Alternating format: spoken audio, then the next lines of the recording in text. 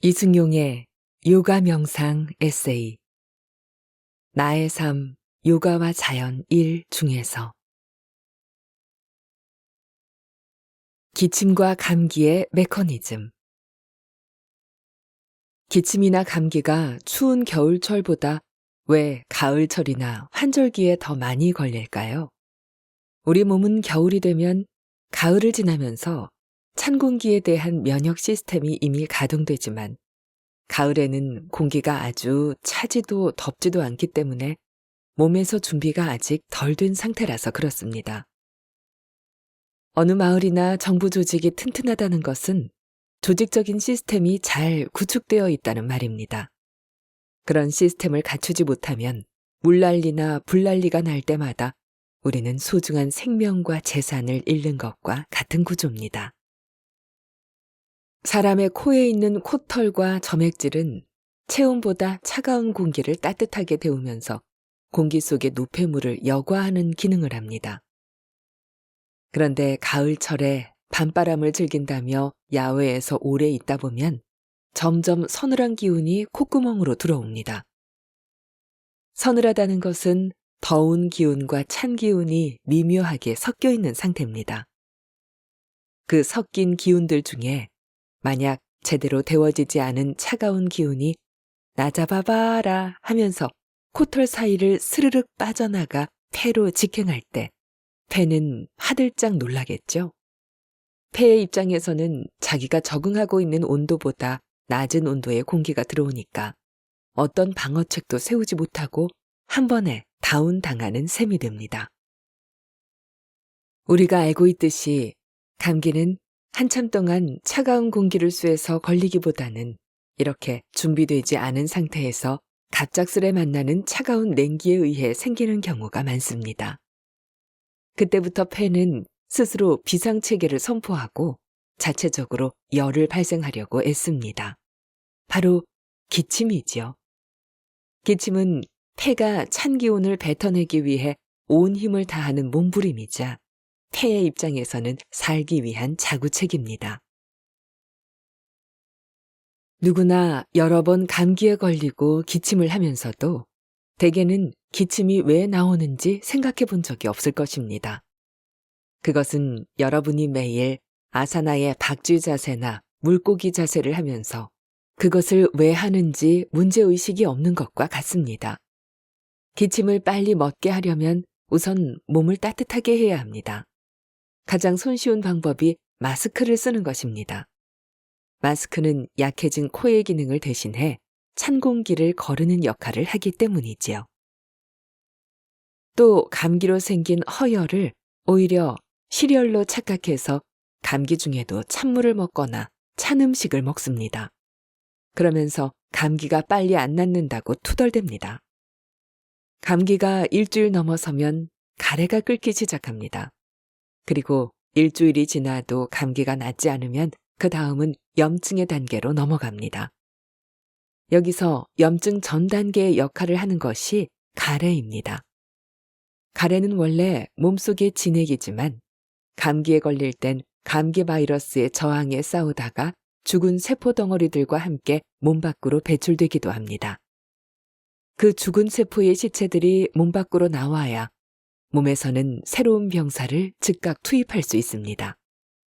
새로운 병사를 계속 투입하는데도 쉽게 전투에서 이기지 못할 때 사람들은 결국 병원에 가서 주사 맞고 약 타오게 됩니다. 주사로 들어간 약물은 현대전쟁으로 비유하자면 미사일과 같은 역할을 합니다. 미사일이 날아가서 목표 지점의 바이러스들을 완전히 박멸합니다. 그런데 우리가 걸프전에서도 보았듯이 미사일이 목표물만 파괴하는 것이 아니라 그 주변까지 초토화시켜서 역사적으로 중요한 유적들과 민간인들을 대량 학살하는 것이 현실입니다. 주사의 약물도 그렇습니다.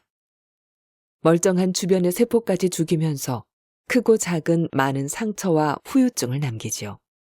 따라서 누구나 몇 주를 고생하다가 할 수 없이 병원 가서 약 먹고 주사 맞고 고생해서 한 달 만에 겨우 호전됐을 때는 이미 파김치가 됩니다.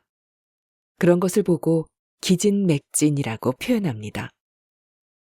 그렇게 기진맥진한 사람에게 아무리 좋은 곳에 놀러 가자고 해봤자 소용없지요.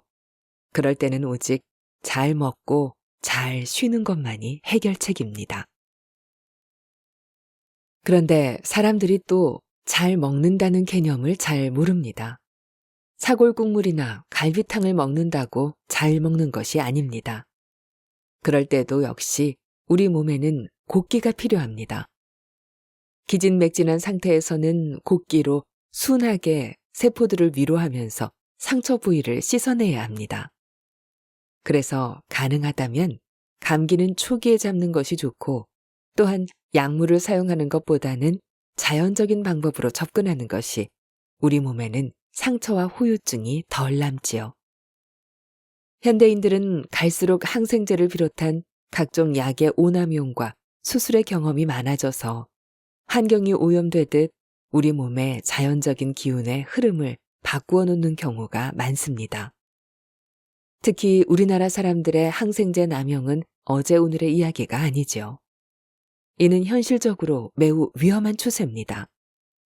특히 소소한 감기조차 약을 먹는 것이 습관화되었거나 병원에서 바로 주사를 맞기도 하지요.